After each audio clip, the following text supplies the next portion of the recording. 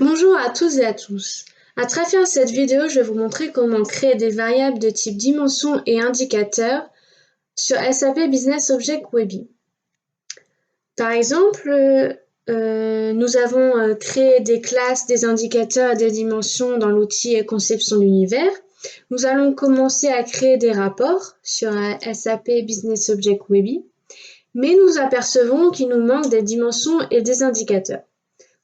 Pour corriger cela, nous avons deux solutions. Soit retourner directement sur l'outil de conception d'univers et créer les indicateurs et les dimensions qui nous manquent, soit nous pouvons créer directement les variables sur SAP Business Object Webby. Je vais alors vous présenter cette deuxième solution. Je vais donc vous montrer comment nous pouvons créer une variable de type dimension sur SAP Business Object Webby. Pour cela, nous allons sur le côté droit, nous cliquons droit sur variable et nouvelle variable. Nous allons créer une dimension année, donc nous allons l'appeler année. La qualification sera dimension et donc nous allons établir une formule. Pour cela, nous allons dans les fonctions, nous choisissons date et heure puisque nous voulons l'année. Nous sélectionnons année. Ensuite, dans les dimensions déjà créées, nous allons choisir date de paiement. La date de paiement, c'est des données le jour où l'achat a été payé. Donc nous avons le jour, le mois et l'année. Et ce qui nous intéresse, c'est seulement l'année. C'est pour ça que nous utilisons la formule année. Nous cliquons dessus. Ensuite, nous cliquons sur le check pour vérifier si la formule est bonne. Nous voyons que la formule est correcte. Nous cliquons sur OK.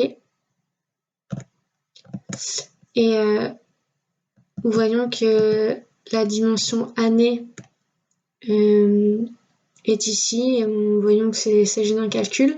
Et nous pouvons l'utiliser dans les rapports au même titre que les autres dimensions que nous avons créées au préalable dans l'univers.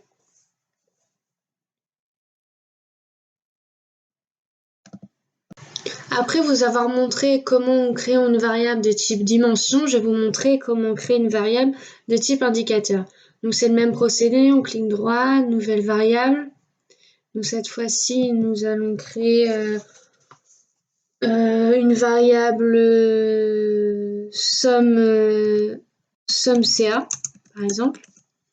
Donc la qualification sera indicateur.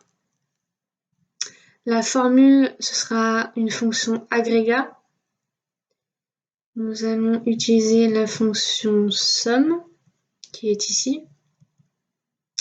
Et nous allons utiliser la dimension qui a déjà été créée lors de la conception de l'univers qui est montée hors taxe. Nous avons la somme du chiffre d'affaires hors taxe. Nous vérifions sur le check. La formule est correcte. Il s'agit d'un indicateur. Nous cliquons sur OK. Et la somme apparaît comme ci. Il s'agit d'un indicateur, c'est le même symbole que nous pouvons voir dans la conception de l'univers quand nous avons créé l'indicateur nombre de salariés par exemple.